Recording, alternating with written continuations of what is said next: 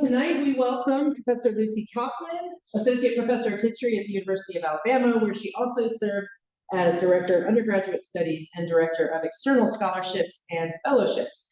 Professor Kaufman holds an MPhil in Early Modern History from the University of Cambridge and an MPhil, MA, and PhD in History from Yale University.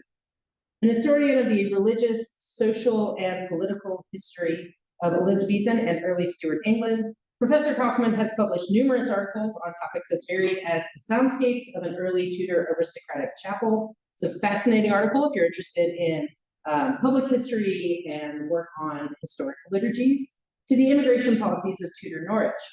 Her book, A People's Reformation, Building the English Church in the Elizabethan Parish. You may purchase a copy of this afterwards, up there. Published by McGill University Press in 2023, is a fascinating and truly excellent study of the ways the Elizabethan Reformation was enacted from the ground up. While Elizabethan approaches to church policy were most definitely a top-down affair, it was necessary for people in the parishes to put those policies into action. Professor Kaufman's book demonstrates how this happened among ordinary people in Elizabethan England. In other words, after you read part one of Duffy's The Stripping of the Altars, pick up A People's Reformation to find out the rest of the story. Her new project deals with Dutch immigration in early modern Norwich, and having heard a paper she gave on this in November, it promises to be a timely and exciting study. Tonight, Professor Kaufman will be speaking to us about constructing communities, politics, piety, and patriotism in the Elizabethan parish. Please join me in welcoming her.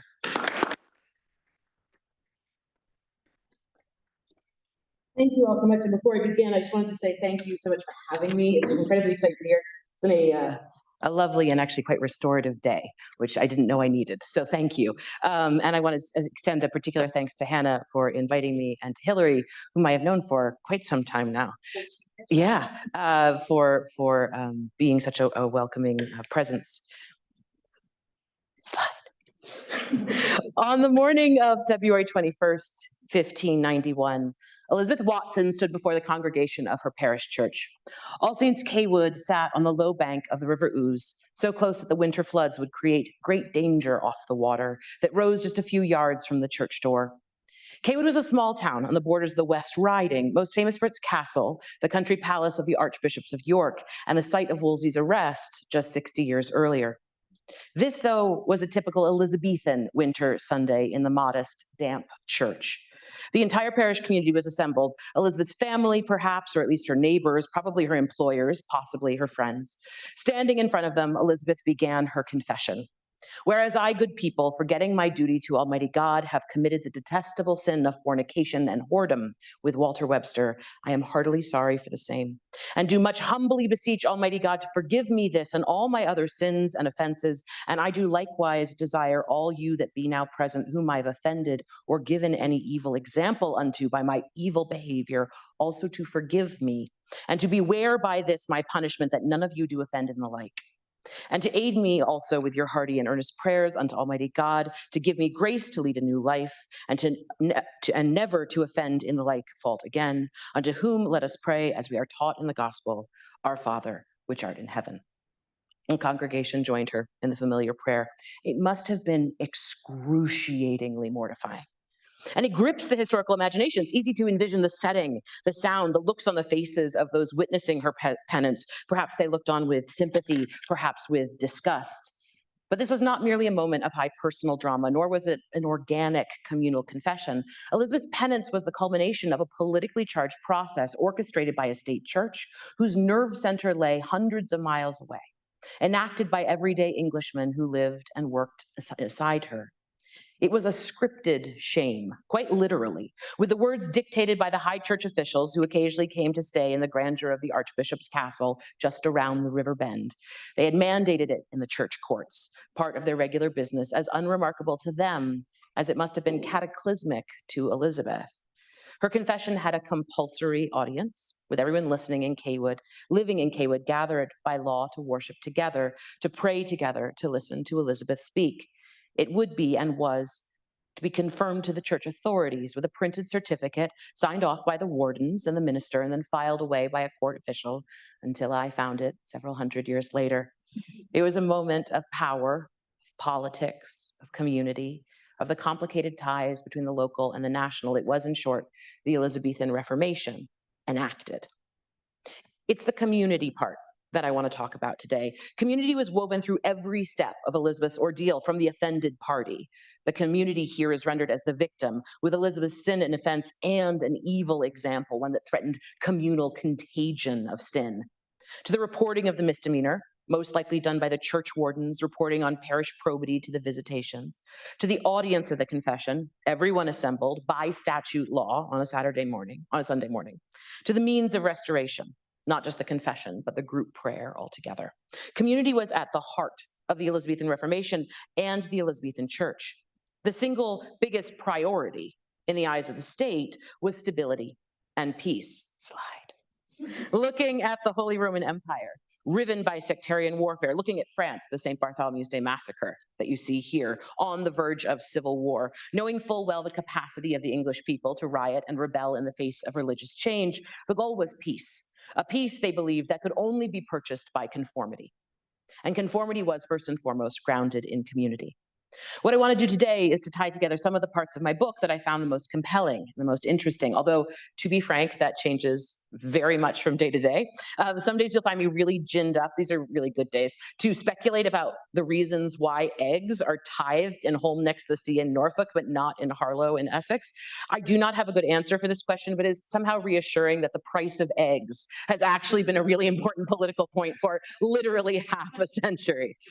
But for today, the compelling questions are about community, how and why it was defined, enforced, and encouraged. In doing so, I want to explore some of the tensions of the Elizabethan Church, at once coercive and inclusive, conformist and variable, structured with a strict centralizing hierarchy, but reliant on the locality, the commons, and everyday people. And above all, I want us to see the ways in which the centering of the lives of these everyday Englishmen and women and the communities they built and belonged to helps us to understand the foundations of the English Church and of England more broadly.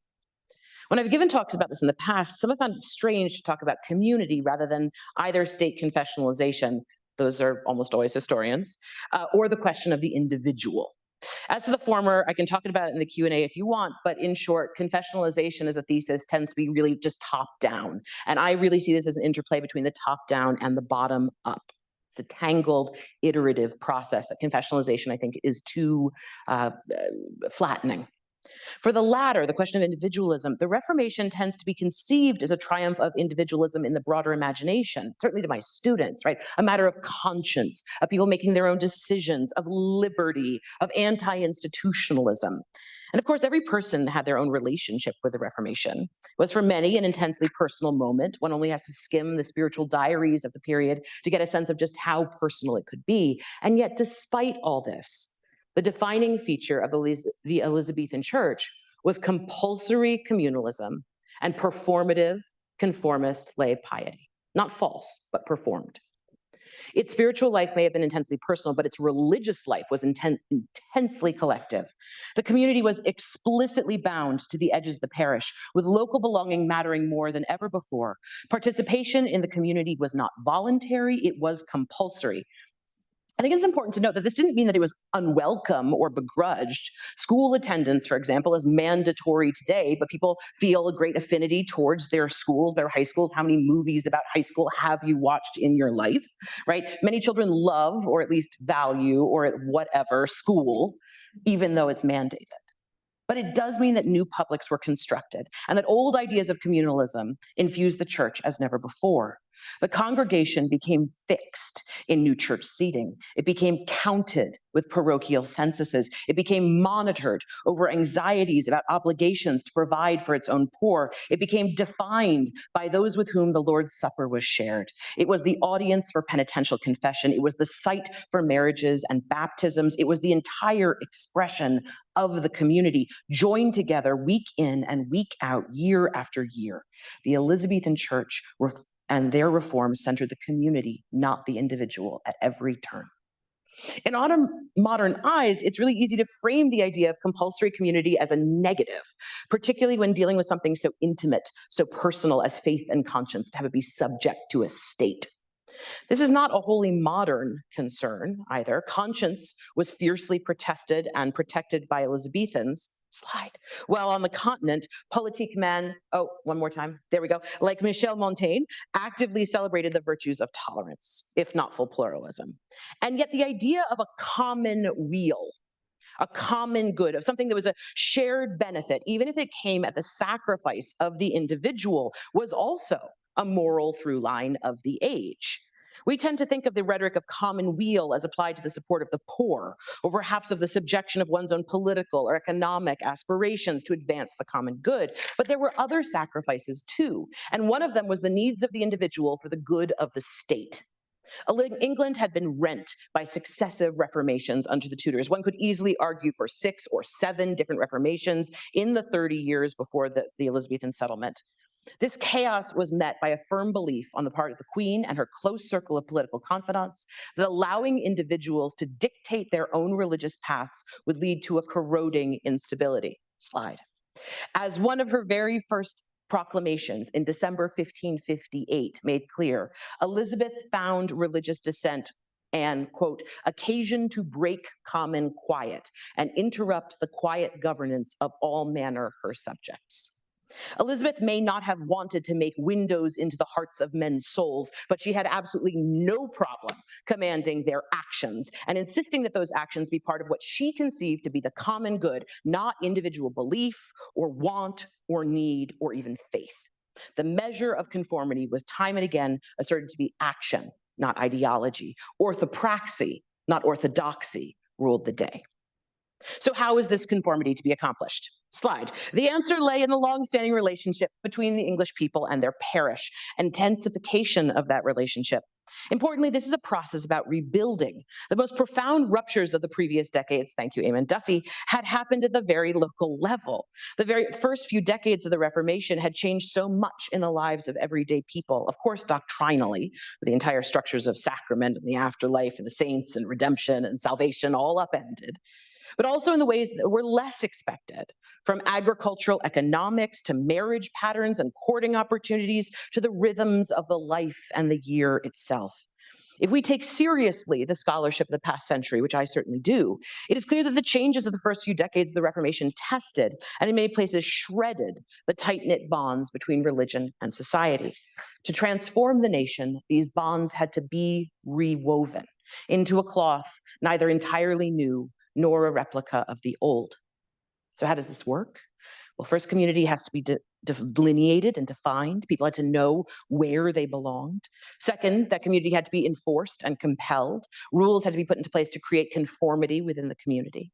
And finally, community had to be encouraged in word and in deed. Let's start with definition. The emphasis on lay conformity of action, including attendance at weekly services and compulsory communion, meant that the state had a vested interest in fixing English men and women in specific locations where they could be more easily supervised and regulated. This interest was only reinforced by the visitation system, which relied on compulsory but amateur surveillance and reporting, again requiring boundaries of authority and control. Other changes further increased the newly intensified focus on defining community.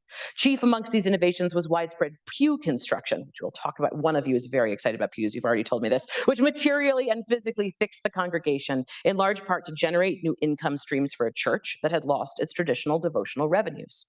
With all of these pressures, political, religious, demographic, economic, the idea of belonging had never before been more important, nor precarious, nor more politically charged. It was also fixed on the parish. The Elizabethan parochial system was a complex, bewildering, irrational, and the backbone of the Church of England. Parishes were born in the deep roots of the Anglo-Saxon church, evolving organically as the country did, growing, shrinking, being carved up and amalgamated as populations ebbed and flowed. The Black Death had meant that parishes merged and vanished, while the dissolution of the monasteries had resulted in another wave of organizational upheaval. By the mid-16th century, there were roughly 9,500 parishes in England, part of a kaleidoscopic jurisdictional system, including things like chapels of ease and peculiars, let alone things like cathedrals and other institutions, that was not only to provide the population with services and rituals, but also to enforce the new state reformation. In the pre-Reformation church, while identity frequently focused on the parish, it was not bounded by the same. It was a more ranging, peripatetic time. The common institutional loyalty to the Catholic Church meant that worship could be experienced in many different locations and was home and away, in a neighboring parish, at a shrine or a monastery, on pilgrimage. Not so in the post-Reformation Church. The primary way of enforcing conformity was enforcing regular weekly attendance at church, which became mandatory in 1559. This created a new emphasis on borders, one that delineated and essentialized the bounds of the public community, the limits of the parish, who belonged and who didn't, who was local, who was foreign, began to be emphasized in new and intensified ways. The first Elizabethan visitation, made only a few months after the passing of the Act, asked wardens to report whether you know any that in contempt of their own parish church do resort to any other. The events of 1569 to 71, which saw the Northern Rebellion and the issue of regnans in excelsis, which the papal bull that formally excommunicated Elizabeth, declared that her subjects owed her no duty and encouraged rebellion, came a little late for the uprising in the north, but we'll put that to the side, prompted an even stricter approach to root out resistance. Slide. New emphasis was placed on church attendance, and more specifically, attendance in one's own parish church. Such a fixed notion of legitimate worship had a twofold effect. First, it ensured that parishioners could not give a false excuse of attending a fabricated service somewhere else. Second, it created a licit, legible community. The canons of 1571, for instance, instructed church wardens to report any strangers from other parishes who come more often and commonly to their church. Despite being a national church with a uniform service and a uniform book of common prayer, the question of belonging was very much defined in the local, particularly from the 1570s on. As time went on, new visitation articles often contained specific innovations meant to fix the boundless within boundaries. The Parliament of 1581 had raised the fine for non-attendance from £1 to £20 a month, and anxiety over nonconformists, particularly recusants, Catholic recusants, only grew, prompting new ways of delineating a congregation. The Metropolitan Visitation of Canterbury in 1582 explicitly tied together those who avoided sermons and those who moved outside the bounds of the parish, ending in a series, a really detailed series of questions, focusing on those who slipped out mid-service without staying for the entire thing, or otherwise disturbeth the minister, by asking whether in contempt of their parish church or minister do resort to any other church midway through. And as there was anxiety about those leaving the parish, so too is there concern over strangers entering, with visitations asking whether there be any strangers sojourning in your parish. Children were to be fixed in a parish, with baptism made in their own parish church, not baptized in any other place. These baptisms, of course, would then be recorded in the parish registers, which were shared with the ecclesiastical authorities and indeed the centralized state and the Privy Council on a regular basis. Even conformists who attended more convenient services outside their parish boundaries could find themselves reported to the church courts. John Moore of Gorleston, I love it, Gorleston in Suffolk, when presented by church wardens for irregular attendance, protested that he is corpulent and fat and dwelleth nearer Yarmouth than Gorleston church, and by reason thereof he repaireth the Yarmouth church, he and his wife, and there gave and do most commonly hear divine prayers read. Just because you live in a parish doesn't mean you live close to the church. Unmoved, the court ordered him to attend services nearby or no in his own parish and be so recorded. The community was defined precisely by the boundaries. Delineation of belonging was only one side of the coin. These laws and the questions they prompted in the visitation articles demanded an extension of local bureaucracy to maintain accurate counts of the congregation. In order to regulate church attendance in the bishopric of Exeter, for example, church wardens were instructed to make a list of all servants in the parish, who usually stayed for a year at a time. So this is a very peripatetic population. In other parishes, boys were paid to go door to door on a regular basis to make updated counts and censuses of the parish population so they could be sure that everyone was attending. Such controls were clear and to be made public. In 1598, one set of visitation articles insisted that the minister or reader do openly every Sunday, after he have read the second lesson at morning and evening prayer, monish and warn the church wardens and sworn men to observe who, contrary to the said statute, offend in absenting themselves negligently or willfully from the parish church or chapel. These small weekly reports could and did make their way into the hands of authorities, including men like Burleigh and Walsingham at the very center of state who request these reports on a pretty regular basis. And they shifted policy as a result, from the parish to the Privy Council in a few short steps. All of this required a clear understanding of local communities, who should be attending services, who is officially part of the parish, who belonged. It relied on a firm understanding of boundaries and borders. It was an iterative cycle. Real terror over religious nonconformity created intensifying laws about church attendance. These laws created a new emphasis on borders and belonging. The emphasis required new oversight, and the oversight revealed new evidence of nonconformity, which provoked the sequence again and again and again. As the cycle continued, there was a growing ecclesiastical and legislative effort to locate and to fix people within their parishes, an effort that was only strengthened by the regularity and vigor of the visitation process. The growing confidence and scope of ecclesiastical visitations, something I could talk about for hours and be happy to answer in Q&A, was the product, this paper was once much longer, was the product of this cycle, the state crystallizing on the page. Such regulation seems at odds with our sense of the vitality and vibrancy of migration patterns and geographical mobility in late 16th century England. The early modern English identify not only with their parish, but with their county, and increasingly with their country, and even the wider world. Seasonal, economic, and life cycle mobility resulted in a continual influx of new people into the parish. And yet, it was this very vibrancy that seemed so threatening and that provoked such a debate about residency. Slide. We have seen this in studies on poverty in early modern England, where economic stakes of residency were magnified as the proliferation of civic poor relief put the onus for providing support for the poor on the inhabitants of the parish, prompting thousands of lawsuits about who actually belonged within the parish and thus deserved relief, and who, like this person, was a vagabond, as well as legislation limiting the movement of the poor. In a time of increased geographical mobility, there was also an increased emphasis on defining and controlling that mobility, just as in the time of high-stakes debate over religious identities and allegiances, there was an increased emphasis on controlling church attendance and behavior. And as in debates about poor relief, this attempt at control was focused around a stricter and clearer definition of community and its boundaries. Slide. It was, in essence, the codification of a particular conception of the public. This is London, which ate people. One with Thomas More said sheep eat the poor. London ate the poor as well, burned them up, particularly in the suburbs. About 1 out of 5 people lives in London at one point in their lives. And it's only that increased mobility that allows for the survival of things like plague and London to continue to grow. The efficacy of penance like that of Elizabeth Watson and thousands of others relied on these changes. As part of a larger project of sharpening the boundaries and definition of community in early modern England, a project embraced by an Elizabethan church and state deeply concerned by questions of order, orthodoxy, and conformity. Penance was tied as closely to place as was church attendance. The people who assembled to hear Elizabeth Watson's penance or any similar penance were her neighbors, her community, assembled at their church by rule of law, a captive audience. They were, in essence, a mandated public.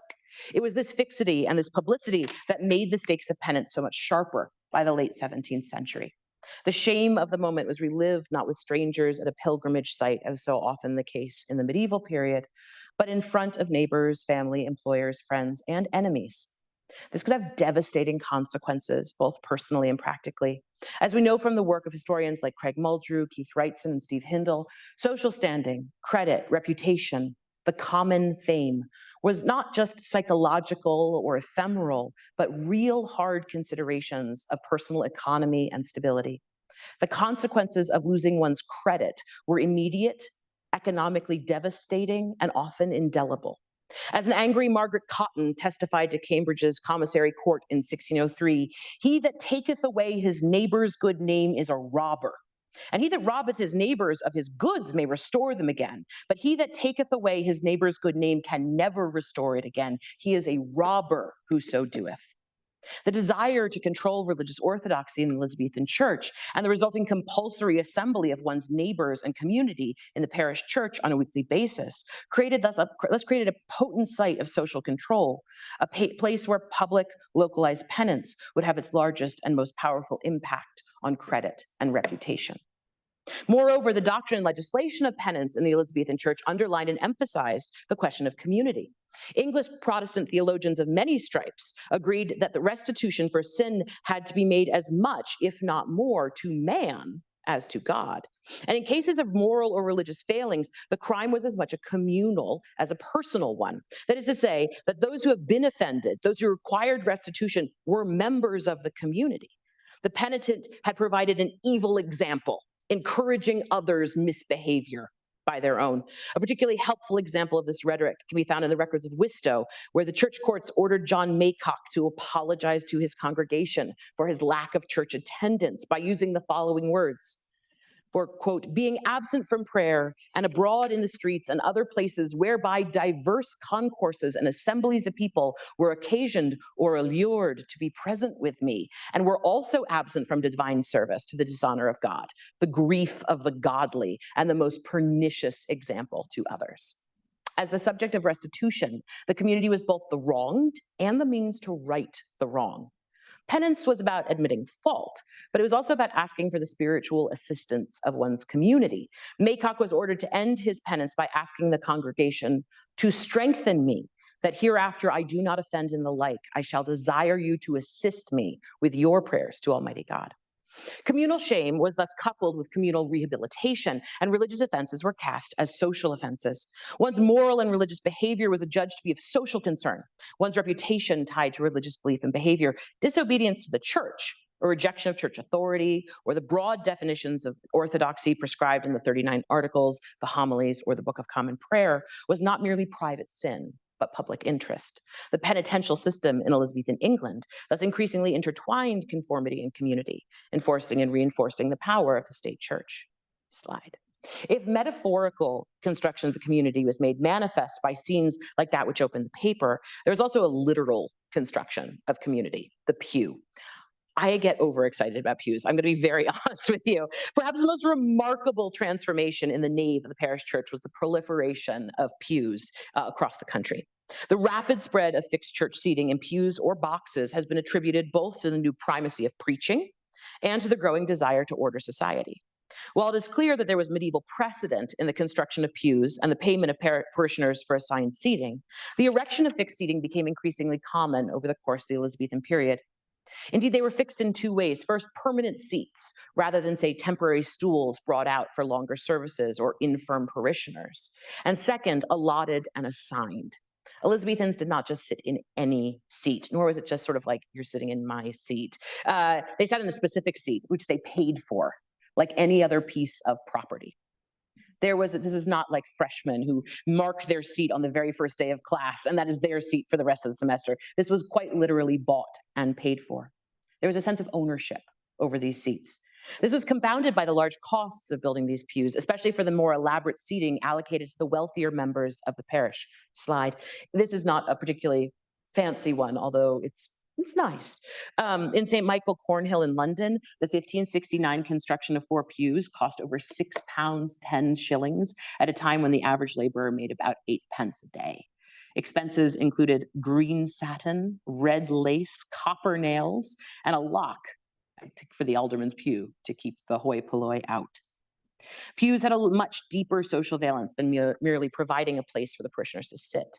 The construction of pews was part and parcel of the growing definition of community within the parish church. They reflected the wider social order with finely calibrated social gradations reified in the new fixed seating plans that placed the most prestigious seats closest to the pulpit. Slide. So this is the frontispiece to the bishop's Bible. It's one of my favorite sort of images for this, but I want to zoom in, slide, on what's happening at the bottom here. And you can see here the sort of the people arrayed with the fanciest people in the finest fabrics arrayed in the front as close as possible to the pew. Such a hierarchical order not only preserved ranking, it also helped to create a stricter definition of who belonged to the parish and who didn't. Everyone had a place, and everyone's place was known. Those who sat in others' pews could be fined or, in extreme instances, brought to court. Moreover, as the literature of the past 40 years has amply demonstrated, personal disputes, actual fisticuffs over pews often spilled over into questions of honor and insult, with many ending in defamation and extensive litigation. It's one of these things that prompts Margaret Cotton, who is called a whore for sitting in someone's pew that she oughtn't to have sat in, and it turns into a witchcraft allegation. It's a great case. Crucially, in those cases where the initial recourse was to the courts rather than to parochial argument, litigants tend to focus on a sense of defining the proper boundaries of the community. In many cases, neither custom or past payment for pews was enough to secure the rights for seating in perpetuity. Instead, one maintained the right of seating through payment and use. For instance, in one case heard before the Northern Court of High Commission in 1596, the defendants argued that the plaintiff, Robert Kay, had ceded his right to a pew after he moved away from the parish. Upon his move back, he attempted to claim his customary seating, only to be told that the defense refused to yield the pew on the basis that in leaving the parish land and ceasing to worship with the community, he had abrogated his rights thereunto. This all had profound effects on the enforcement of conformity. In order for the vestry, for example, to levy any fines for breaking seating rules, the church wardens had to have a precise awareness of the parochial roster and the place of everybody within the church. Everyone's place was known precisely, and indeed often demanded by the very people who are being surveyed, a right to this space. As a result, assessing attendance, or who, for example, was missing services, was rendered far more visible, and its policing far easier. In the chaos of flexible mixed seating, or even more in parishes without seating, rigorous accounting of those absent for church would have been quite difficult. In a parish like St. Michael's in Bedwardine, however, which by 1595 had literally mapped out assigned seating for almost every parishioner, recognizing the absent must have been very easy. If everyone's place was known, everyone's behavior could be monitored and reported. Pew construction was thus a distinctly Elizabethan movement, combining the push toward a Protestant preaching-based religious service with the drive for greater social ordering and discipline. These impetuses were grounded, at least in part, in fear of chaos. For those authorities worried about conformity, pews created a legible public. For reformers who worried about the spiritual health of a nation splintered by 30-odd years of oscillating liturgy and doctrine, pews focused the congregations of England on a steady diet of homily and sermon. For those concerned about increasing internal migration and the socioeconomic strains of a growing wealth gap, pews allowed a site for articulating a clearer social hierarchy of authority. Here, then again, we see the interplay of the social and the religious helping to facilitate the easy surveillance of conformity through the construction of community. While pewing the parish tended to spring from local initiative, it played into the needs and the desires of the central state church. This was not merely coercive. The church was an expression of the community, and those who paid its penny rates felt as entitled to its spiritual and communal benefits as those sitting in the finest box pews. The Elizabethan church could and was be the site of harsh social hierarchy and moral condemnation. It could leverage social anxieties and obligations and notions of credit to enforce conformity, but it could also serve as a spiritual equalizer. Rich men may have sat in a finer seat, but all heard the same sermon. And the demands to have a dedicated seat in the church, one that concretized one's place as part of the social community while emphasizing one's place as part of a communal congregation, were by no means limited to the elites. It was an inegalitarian world, but it was also a profoundly leveling one. Indeed, we see this in the financial provisioning of the church, where the communal financial obligations had unexpected consequences. Those who worshiped in the church, who were married there and were buried there, who sought salvation within its walls, had a duty to preserve its fabric. Slide. So much so obvious. But by paying these fees, people gained a sense of ownership over the church. This idea is nicely underscored in a case in the York ecclesiastical courts in 1570. Those attending chapels of ease in the large mountainous parishes of the North Riding often protested rates and assessments raised to support the mother church of the parish. As one parishioner described his chapel, they had all the right of a parish. I think he means rights of a parish, to the same belonging as the burying of the dead, baptizing of children, solemnizations of marriages, and ministration of divine service, and all other sacraments and sacramentals in the same. Thus, he argued, levies could reasonably be raised for the support of his chapel, but not of the parish church, which provided none of the spiritual or ritual comfort of his own place of worship. Simply put, it was not his community, and thus not his obligation. A place where he did not worship nor experience life's rights alongside his neighbors had no claim on his money. His donations instead were meant to support the services that he attended that shaped his life, but crucially, services that were now communal rituals and rites based on a distinctly reformed doctrine. The levies of the church were not merely an expression of collective obligation, but an obligation to a Protestant church, not simply an expression of belonging to a community of people, but a community that shared a faith set by a state church with very specific doctrinal, liturgical, and political dimensions. English parishioners were demanding not just to belong, but to belong to the Protestant state church. The definitions of community, reform, patriotism, and piety grew ever closer. This focus on community was deeply embedded in the practice of communion. Slide.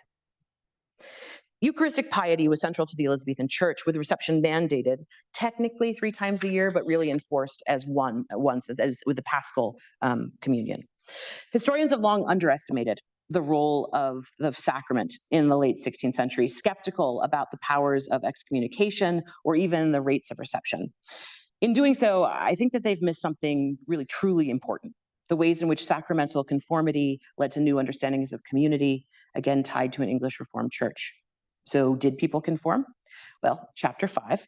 What I found in my own research is a remarkable, startling, puzzling at times adherence to Eucharistic conformity. And I will say, when I give this talk to historians, this is the part that gets them the most itchy. But I've tried it from every single angle, as I'm about to explain to you. In summary, rates of receptions are startlingly high. Slide. In one visitation of Norwich in 1597, for instance, only 27 people were presented for not attending communion. Of these, 3 presented certificates testifying to the contrary and had their charges dismissed. With a conservative estimate of 7,000 potential communicants in Norwich, the visitation saw the presentment of only 0.4% of the eligible population. And it's really precise, because in some cases they're presented for not attending 3. They're like, yes, they attended Easter, but not the other 2. This is not lots of people slipping through the cracks. This is a really precisionist moment. With more broadly, even imagining the numbers presented were off by a power of 10, this would indicate a communication rate in late Elizabethan Norwich of some 96%, which actually is not that far from a study by Jeremy Bolton of a parish of St. Botolph's in London, with a congested parish, where he actually found somewhere between 94 and 97% reception rates at Easter. If this was the standard for a notoriously godly city, albeit a dense and crowded one, we might expect to see far greater rates of non-communication in rural parishes, especially those known for recusant nonconformity with the Elizabethan prayer book. However, even here, presentations for non-communication were remarkably low by the later years of Elizabeth's reign. Slide. The 1594 visitation of the Diocese of Somerset returned just 176 names for not receiving communion out of 304 parishes. In the 1590 visitation of the Deanery of Doncaster, only 20 people from a total of 75 parishes were presented for not attending Holy Communion, while the 1593 visitation of the Archdeaconry of Sudbury in Suffolk presented just 35 people for the same offense. Of course, these numbers could be wildly underreported. After all, this is a church that relied on its laity to survey and monitor their own communities, and much could be hidden in an omnia bene. The curious historian then thanks heavens for 2 very, very Tudor things: John Whitgift and account books. First, to Whitgift. Slide. Named Archbishop of Canterbury in the middle of Elizabeth's reign, he was an archconformist and a strong believer in the power of communion as a way of enforcing conformity. As he put it in his very first sermon at St. Paul's as Archbishop, many nowadays do profess and protest obedience in a word and in generality, but they will not do that which they are commanded. These men give reverentiam subjectionis, but not obedientiam actionis, as one saith. They say and do not. In 1603, at the end of Elizabeth's reign, he attempted the largest single survey of conformity done to date, the great ecclesiastical census, which asked really specific questions, not just about attendance, but about communion specifically.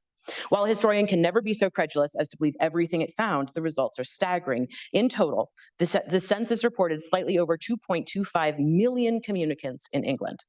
The number of recusants listed as refusing the sacrament, 8,500. The number, again, shockingly low, just 0.4% of the total eligible population, same as Norwich, oddly. To put it another way, the census records that more than 99.6% of potential communicants were conforming.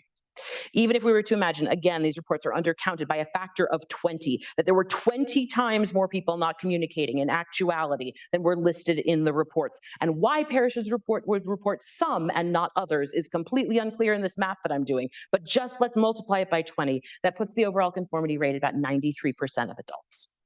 Pulling these numbers together, it is a reasonable, perhaps even conservative claim that by the final decades of Elizabeth's reign, at least 90% of English adults received the sacrament at least once a year. Indeed, the numbers may have been higher, upwards of 97 or 98% of the population. The Elizabethan church was far from uniform. There were local traditions, parochial quirks, individual disputes, personal consciences, but by the end of the 16th century, it was fundamentally Eucharistically conformist, bound by a compulsory community. Slide. Historians can also be grateful for the Tudor mania for record keeping. They may have lied in their visitation returns, but they were excruciatingly careful with their shillings and pence, with accounts not only annually cross-checked by auditors, but also relayed aloud to the whole community. My favorite is the parish that gathered them at the pub with an open tab every year to read the parish accounts out loud while they all got very drunk, based on how much money they were spending at said pub. They had a receipt for that too in the accounts. If we trace the communion receipts, here too we see conformity. In parish after parish, from small villages in Norfolk to teeming neighborhoods in London to urban parishes of Midland towns to the remote moorlands of Devon, the general pace of change follows the same patterns over and over and over again. The amount spent on providing the Eucharist skyrocketed between 1560 and 1580, only to level out then. I actually have like 5 pages of examples, not 5, but like a full page. I'm going to give a few. In the remote Dartmoor parish of Ashburton, communion receipts grew by nearly threefold between 1560 and 1580. Nearly identical relative growth can be found in the account books of busy St. Michael's in Bedwardine next to the cathedral in Worcester. The coastal parish of Snettisham in Norfolk paid 3 shillings 9 pence for bread and wine in 1561. 20 years later, the receipts recorded 15 shillings 7 pence, a 4-fold increase. St. Peter le Bailey in Oxford spent 3 shillings on wine in the early 60s and 15 shillings in wine by the early 80s. St. Mary the Great in Cambridge spent 10 shillings 6 pence in supplies in 1564, a number that more than doubled less than 2 years later. I can go on and on. The only problem is you're not going to hear some really fun town names, but I think for the virtues of time, we will go on. They then plateau, roughly the same for the rest of the period. In parish after parish, the pattern remains the same, dizzying growth from 1560 to 1580, followed by a steady leveling off of expenses. I have played with this number over and over again, flattening it and adjusting it for inflation and demographic growth. But the best estimates show about a 15% growth in this period in inflation and in demography, not 200, 300, 400%. And in a few cases with detailed accounts for each purchase of wine, rather than say a summative quarterly or annual expenditure. We can actually see the adoption of frequent communion. Slide. The 1564 accounts of Shipdham, a small coastal village in Norfolk, depict the sacrament adapted for the festive calendar. Wine for Christmas, Candlemas, Lent, Mid-Lent, Good Friday, Easter, Whitsuntide, Corpus Christi, St. James's Day, St. Bartholomew's Day, St. Matthew's Day, St. Faith's Day, All Hallows. An old festal list remade for the Reformed sacrament, with at least 13 communion services in just a year, and each one of them, the Reformed sacrament, with its special prayers for the Queen. God had laws, and so did the Queen. Serving one was serving the other. Everyone gathering around the table placed in the heart of the nave, eating the Lord's Supper together. Slide. Those who would receive knelt and shared in a collective recitation of their sins and unworthiness, not the specific sacramental confession of the pre-Reformation Church, instead an expression of communal sin and repentance. Devoid of the personal, stressed the universal depravity of the congregation. Indeed, even the very form of confession was shared. One man, sometimes the minister, sometimes a layman, would recite the confession in the name of all those that are minded to receive. Personal confessions were to have been made in the heart before the table was approached. In the mutual address, the congregation together heard aloud the comprehensive communal nature of sin and pleas of mercy. The minister could not absolve, but he could pray to God, asking for mercy to pardon and deliver you from all your sins. The minister would receive the communion first, deliver it to himself in 2 kinds, and then give it to any other clergy in attendance. Communicants would then come forward, kneeling, receiving first the bread and then the wine there in the body of the church. Together, all would say the Lord's Prayer, and then they would depart with the blessing of God ringing in their ears. This was the Elizabethan sacramental rite. It was deeply and deliberately communal and collective, ringing through with exhortations to live fully with the community, to serve as subjects, to help the poor, to join in common confession. The liturgy explicitly spoke of mutuality and of neighborly peace and reconciliation. For otherwise, the receiving of the Holy Communion doth nothing else but increase your damnation. Those who avoided reception were explicitly cast as unneighborly, not really part of the community. The space for the individual was internal and private. The service required corporate participation and explicitly rested on lay activity. And this extended far beyond reception in two kinds. The prayers were responsive, a true litany. The church wardens had an explicit role to play, and they served as representatives of the parish collectively in the performance of duty. A lay congregant might read the confession out loud to all. It was, in short, an encapsulation of so many of the aspects of the Elizabethan church I touch on in my book, not just an exemplar, but itself a catalyst. It was a uniform service that inculcated the essential values of the late Tudor church: obedience, coherence, unity, fidelity, and community, a deliberately constructed, clearly delineated, compulsory community. Only when we understand this can we understand just why Elizabeth's penance, which we started the talk, was so important, just why so many people who were excommunicated violently at times sought re-entry to the population. To be excommunicated was, to put it very clearly, to be placed outside the community. Obvious, perhaps, but this wasn't just to be placed outside the communion with Christ or even with the congregation in any sort of spiritual way. It was to be placed outside the community in all aspects of life. Excommunicates could not bring lawsuits. They couldn't protect requests, defend themselves from slander, protest broken marriage contracts. They couldn't serve as godparents with both the effective and practical political and patronage ramifications. They could have their poor relief taken away.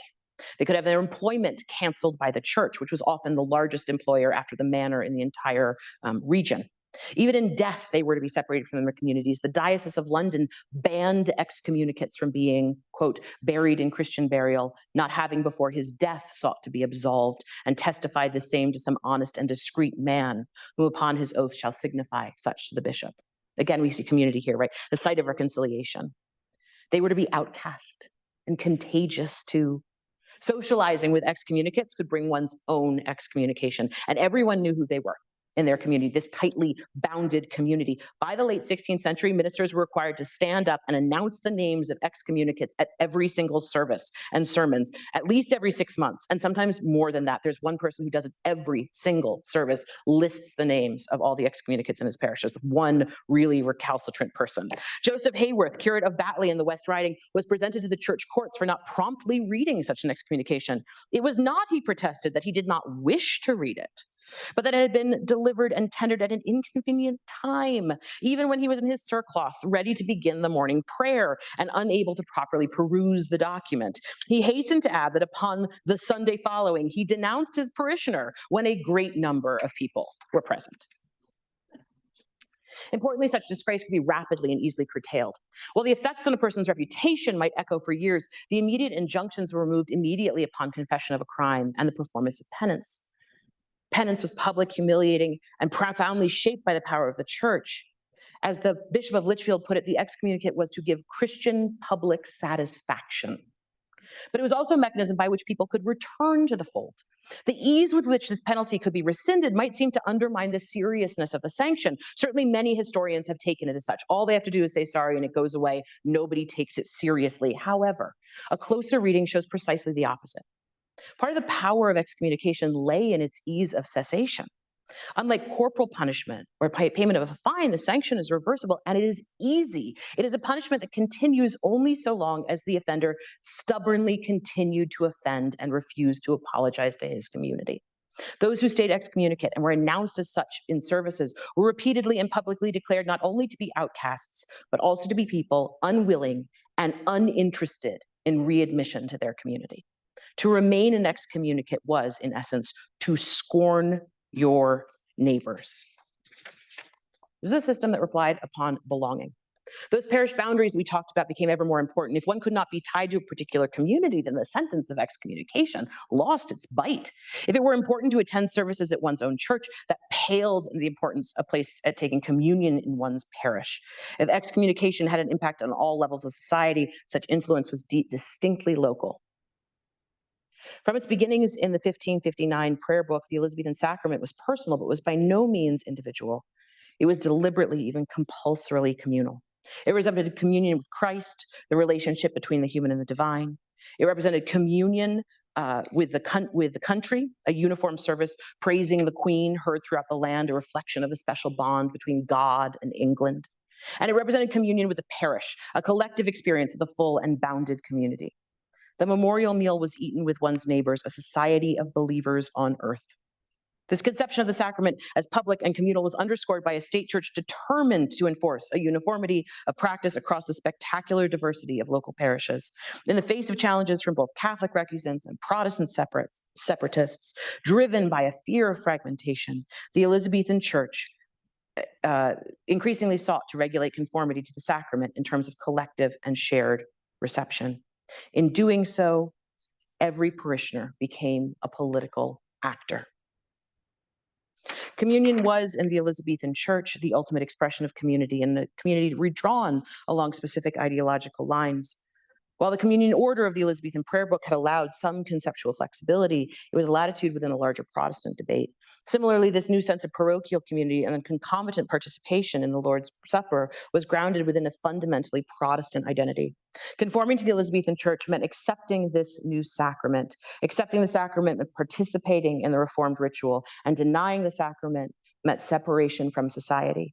Thus, the ties between religious and social orthodoxy in Elizabethan England were drawn ever closer, and the Elizabethan parish wove a new Reformed communal fabric, supper by supper, and with it made a new church. Slide. I want to end where I love, with the common people, the everyday English men and women who leave little footprint on the record, who were overwhelmingly and literally disenfranchised, who still, after half a century of social history, are too often ignored. We are perhaps overused to the exception, to the radical separatist, to the pious recusant, to the morally suspect, who ended up hauled before the ecclesiastical courts. These were the men and women who wrote, or who at the very least were written about. They have the most exciting stories. They leave the clearest trace on the historical record. The dutiful man, who came to his parish church and received the sacrament as he ought to have done every year from his youth to his old age, who farmed diligently and conformed generally, avoiding lawsuits and summonses as best he could, raising his family against the rising tide of economic stratification and dimming prospects of skyrocketing prices and falling incomes. He touches the records lightly and our imaginations little, but he is still worth counting and still worth remembering. His conformity was still a political act, if an act of obedience rather than rebellion, which changed the world in which he lived. He too built his community. He too built this new church. The Reformation did not just happen to people like him, or even with them, but instead through them. Through them, the parish had been transformed under a state church that had given them generational consistency since the first time since the break from Rome, which demanded performative conformity, which crafted a compulsory community. The Protestant nation was made in tithe collections and pew disputes, in church ales and church wardens' elections, in pest control and shilling loans and hopes of social advancement. It lies with the women who were paid tuppence a week to sweep the church clean, with the parishioners who purchased well-worn copies of parish Bibles for their own daily use, with the poor who knelt before their parish governors in the chancel to receive their relief, with the single pregnant girls reading out their penance before the congregation, with church wardens marching door to door to collect funds for their church, with a craftsman painstakingly repairing broken windows and leaking roofs. It lies with tithe collectors gathering eggs, bell ringers marking the accession of the Queen, painters decorating the walls with royal arms, vintners making a fortune from communion in two kinds.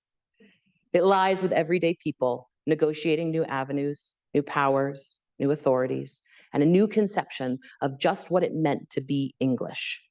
And together, they built a new experience of religion, of politics, of society. Together, they built the English church in the Elizabethan parish. Thank you.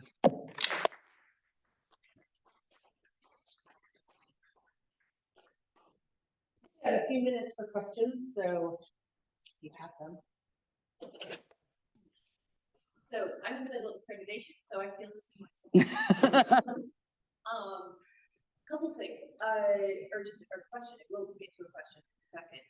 When I first read your book and hearing again, my first reaction was, this is the best answer I know, or this is the next answer, Ethan Shagan. Yes. Yeah. So Ethan Shagan argues that a lot of the Henrician Reformation is royal will imposed on top of society in such a way that just meaning empties out of it. That because everybody was frozen for so long, people stopped caring about certain things, and this is when the meaning starts to get built back in. Mm-hmm. And so you've told us a long story about how people have buy-in. I mean, literally. Mm-hmm. So Justin and I are teaching this course in the 17th century when it kind of all falls apart. Yeah. And so I guess my question is, I mean, I know you tip into this period, I don't know how much. As little as I can. I know you can ask. Do you think that with the amount of buy-in that they had basically factored in, that when, say, somebody like Cousin decides if he's going to change the altar rails, like, that the kind of visceralness of disputes involved are kind of inevitable? So this is, so thank you for your question. Firstly, yes, absolutely. So Eamon and Ethan's work, and I know both of them, Ethan better than Eamon, Eamon Duffy and Ethan Shagan, have been incredibly important to me. I wrote my entry essay to Yale on the voices of Morbath. These were like, is one of the only books that's made me cry when they melted down the shoes. I like burst into tears. Right, I can still remember quotes from it and where they are on the page. But both of them, the story stops. As if it is gone forever. And what the motivation for writing this book in part was that I didn't understand how you could get from the Reformation to the Civil Wars. I didn't understand how I mean, if nobody cared anymore, then why was this a big deal? Why was this something? Or was it just some like very annoying Puritans in the corner, very annoying Puritans in the corner, like forcing this thing to happen, which I couldn't buy, right? And so I began to start to think that if nature abhors a vacuum, so does society. And I'm not interested in destruction. I have make mistakes sometimes of quoting Hamilton to my students, which is always like the cringiest thing you can do. But dying is easy, living is harder, right? Destroying things is really easy and fun to write about. But this is boring and so important. And so for me, I do think these things are reknit. And to answer your question more specifically, I think there's a lot of buy-in. I think there's generational buy-in into this quite literally. It becomes an identity for a lot of people. But even more than that, and I have a chapter coming out in the new Cambridge History of Britain on religious cultures that makes this point, it also gives them the tools to be political actors. And that's the problem, is because when the big changes were happening before, they didn't have those tools. They hadn't been invested with decades and decades and decades of being the people enacting the Reformation. They didn't have the tool. They didn't have a sense that this was something that they could control in any way, shape, or form. 75, 80 years later, they've been doing it for 2 lifetimes almost. And suddenly somebody's coming along and saying, we are going to take all this machinery to new ends. So it could happen under Henry in part because the machinery didn't exist, because there wasn't that kind of lay buy-in. But when Laud and Cousins and everyone else is starting to make those changes in the late 1620s, early 1630s, suddenly people are, even people who are not the ones who are fleeing to New Haven and Boston, or getting their ears cut off for saying rude things about the Queen, even they feel as if they are being asked to participate in a system and asked to enact a system that is different than what they believe in a really fundamental way. So I think that actually one of the things that this does, by investing the laity so closely in not just the reception of the Reformation, but in the doing of the Reformation, is it empowers them politically on a local level. I take Andy Wood's definition here of power as anytime, politics is anytime power is either extended or challenged. It makes them political actors. And people who have no political voice on a formal level, fundamentally disenfranchised, at a local level have huge amounts of power and huge amounts of political power to shape things, to change things, to dob in their neighbors, to dob in their ministers. And these people are now being asked to think of themselves as completely subject to whims in their minds. And some people are happy to conform again, but a lot of people aren't, and they know that they can resist in certain ways. Yeah. So that was a really long answer to a very reasonably short question. I get very excitable. Forgive me. Please. My only frame of reference is 20th century. Okay. Which I know. I have no frame of reference to the 20th century, so this will be a good conversation. Early. The amount of control that could be going on here is just dizzying. I mean, I can't think of a totalitarian regime that could get 96% of anything. let alone like one's sort of salvation. Yeah, absolutely. Yeah. Uh-huh. And I would have said you can't have something like that in the early modern period because there's just not the technology for it. So I get that there have to be people agree, and this only works because you have people reporting small packages of information up the chain. Yes. And that makes me think of something like post-war paternalism, Okay. where folks are just traumatized out of their wars, and they want conservatism, right? But that only sticks for like 18 years, and you're talking 70 or 80. Yeah. Does it stick because it works? Because it creates this new identity that it's meant to create? Well, it ties into a lot of other big changes that are happening. So the first thing is, if this isn't, none of this is perfect. This machinery isn't perfect. There is an enormous rise in for me, this is a project of state formation as much as it's anything else. The levels of bureaucracy are insane. The visitation returns start out fairly mild, but by the late 1590s, they're often asking somewhere between 75 and 100 questions. And these are down to like very fine bone questions. And what's really interesting is the other thing that's happening is they're asking the laity to report on the ministry. And I think this is really important because in the first 20 years or so, they don't trust their own ministers. I mean, how could they? They don't have the capacity to like remove every minister who's been in place and plop some people. There are enough people from Cambridge to just throw them out there, right? So you have to rely on a ministry that at minimum conformed probably under Mary and possibly under Edward and maybe under Henry, many of whom themselves were very clearly Catholic. There's the old joke about the Vicar of Bray who lives through this whole thing is called an inconstant changeling. And he says, not so. I lived by and died by one principle, which was to live and die the Vicar of Bray, right?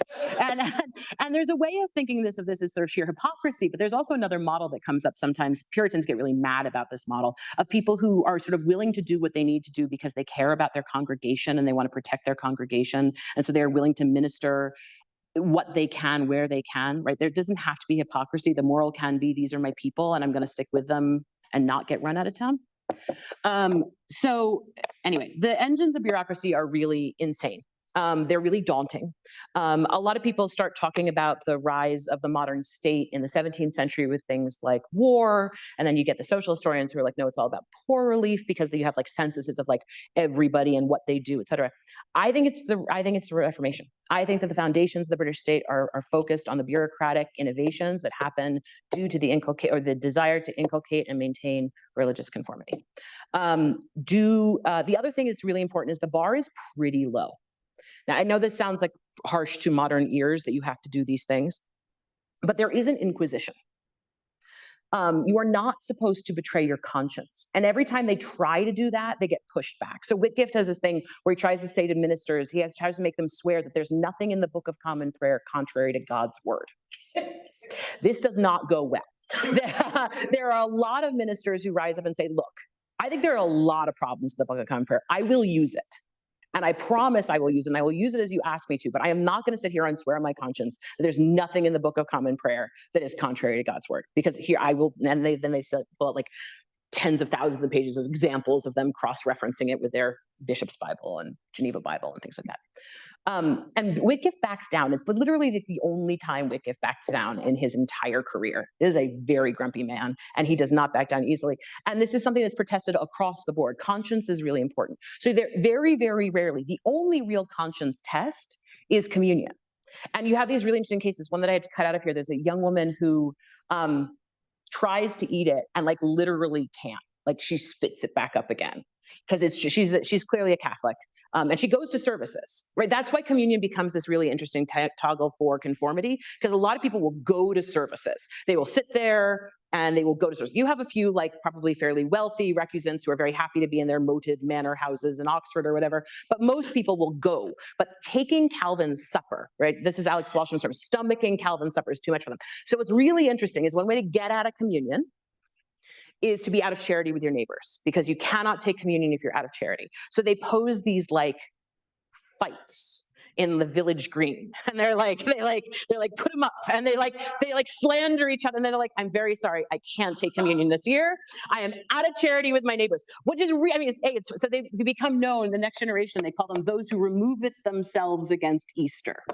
The problem with this, though, is that people are people, and of course you can be like, this is my friend, I know he's doing this, of course, I'm not trying to bleach the humanity out of the story. The problem is that in doing so, they are actually casting themselves repeatedly as problematic and contentious and out of charity with their neighbor, which is not a good thing to be in this period where things like credit and neighborliness and reputation matter so much. And sure, in some cases it could be like a fun joke pantomime, and we're like, oh, there goes John again, put him up. Yeah, I guess he gets to avoid communion. But a lot of people begin to think of Catholics as those who cannot live in charity with their neighbors. And I think it's actually a social pressure that causes people to conform. So do I think the state had the capacity to compel everybody to do this? And that's why we get to 96%? Absolutely not. Do I think that pulling together social, political, and economic factors put pressures on people to do things, and then it becomes habit, and it becomes the habit of their children? Puritans, which we shouldn't call them, the godly, are very angry that Elizabeth won't further reform. They bring it up in Parliament all the time. She shuts down Parliament when she throws them in prison. They're very bothersome. But she has a real point, which is nobody expects this when they make the compromises that happen in the early Elizabethan settlement. Nobody expects this. No one's like, okay, this is going to be our final word for the next 50 years. A lot of people are willing to make concessions because they're like, look, we're going to do this until ththings get stable, and then we'll revisit it. And there are lots of movements to do this, but she refuses to budge. And she says, because this is statutory reformation, that these are the things that she has control over: foreign policy and religion. And nobody should touch either of those things. Her marriages and religion. And she'll shut it down, which means that for 45 years, there is stability. Whereas before, in the previous 30 years, like I said, there's 6, 7, maybe 8, depending on how much we're parsing Henry, different religious reformations. And in that, generations grow up, and they don't know what came before. Part of being 42, which I love, is a perspective that I never had before. And we all have that moment, the moment when your students don't remember, or indeed were not born at, this moment that mattered to you. So for me, the generational moment was 9/11, right? I was a sophomore in college when 9/11 happens. And first it was students who don't really remember before that, and then it was students who were born after that, and they don't remember what that world was like. And that happens all the time. There are these generational moments. Just like, and they're going to be startled, there's going to be very soon people who don't really remember what life was like before COVID and all the disruptions that came up like that. Politically, it's happening right now, right? A lot of the political turmoil over the last 10 years, my students have had that in their lives since they were 6, 7, 8, 9 years old. In a society that's fairly young, although if you make it past 10, the average age is about 60 at this period, but it's a relatively young society. Generations grow up fast. And there is no resurrecting a pre-Reformation world. Not just the 30 years before, but the 45 years of that stability. There's no resurrecting the world of Mary. This sort of post-Reformation Catholicism, right? Tridentine Catholicism doesn't really feel like an option by 1603. When Elizabeth comes to the throne in 1558, I think that it's very possible that there could have been a rebellion and that England could have been returned to a Catholic country, or it could have been riven by civil war. It could turn into France pretty easily. By 1603, I don't think that's possible anymore. Historians disagree with me. I'm right and they're wrong. Last question, because I think we... Sorry, I'm Thank you so much for describing the last 35 years of my ministry. Operating under a grumpy Archbishop of Canterbury is never asked a question out of just love. John Morrell described the problem of, in the 1640s of the glamour of nonconformity. And it is very easy to write about the squeaky wheel.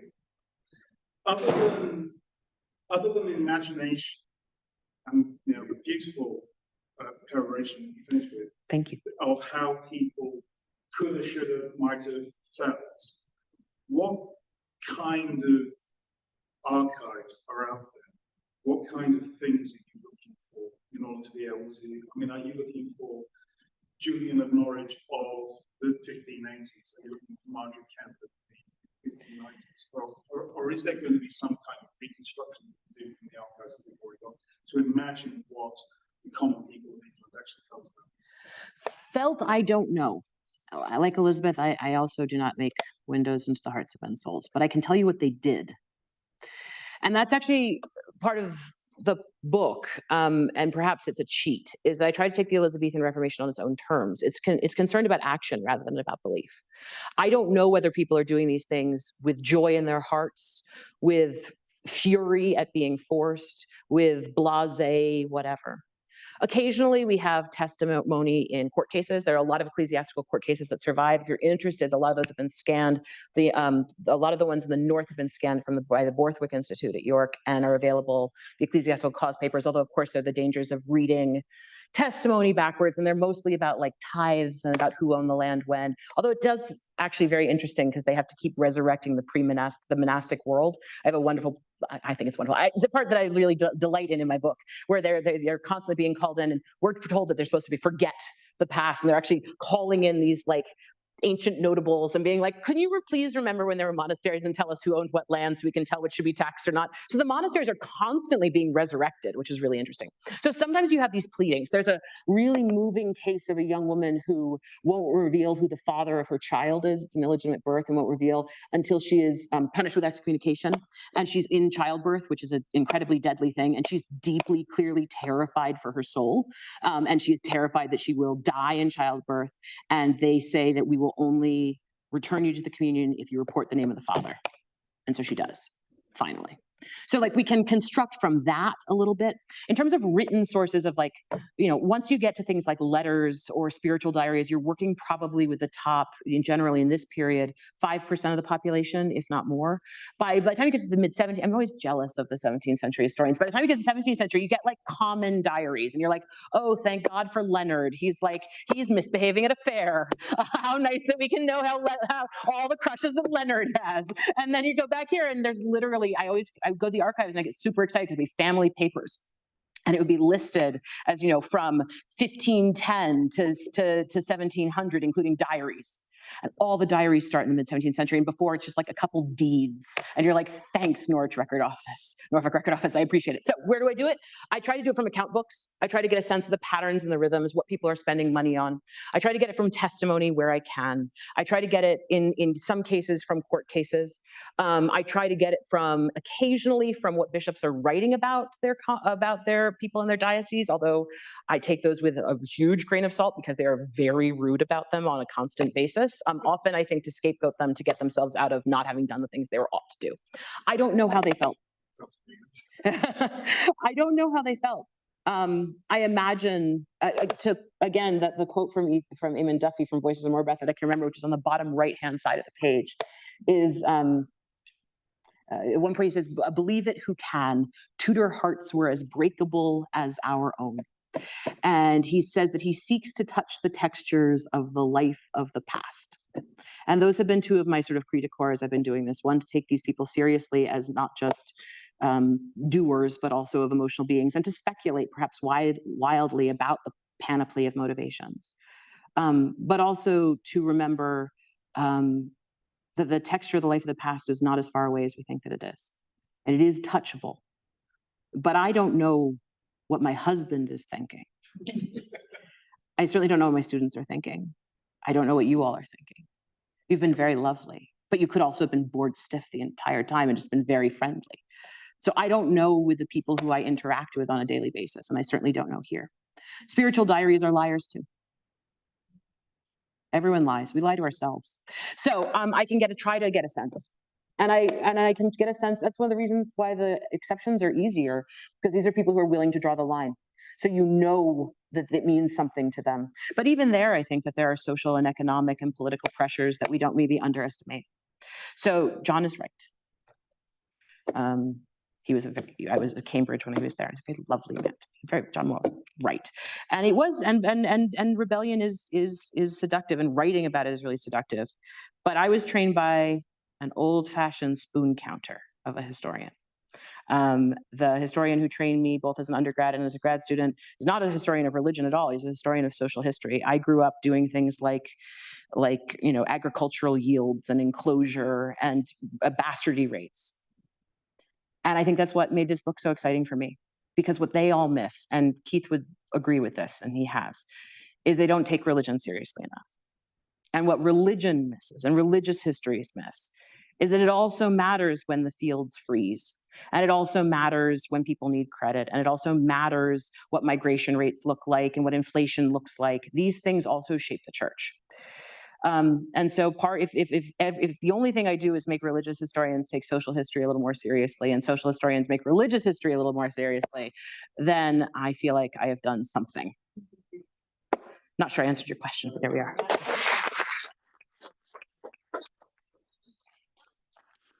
There are refreshments just up the stairs, out in the hall, and the book table if you would like to purchase books. Please join us. You should, because it's really good. Thank you so much for coming. Sorry I ran so long. For being so adaptive. Oh, no, it's my absolute pleasure. Thank you for the slide. You were an excellent slide. But you're very good at thinking on your feet. I didn't want to ask this for Oh, yeah. because I'm 86, so my period is 84 years. But Manu Chesang and his program of going into the villages and making them, they did criticism, self-criticism. And not confession, criticism, self-criticism, and Fan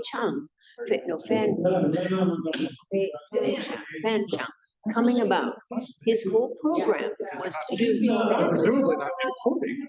control that way. And I wonder if he had ever known about that. But that area is not aligned what they tried to do in China. I would say the only difference is, again, in part, Because they went right into the villages and they and you control the village. yeah. So what's interesting is they're making the village control themselves, and that's really interesting. That's what They did as well. Fan did, and it's the same thing coming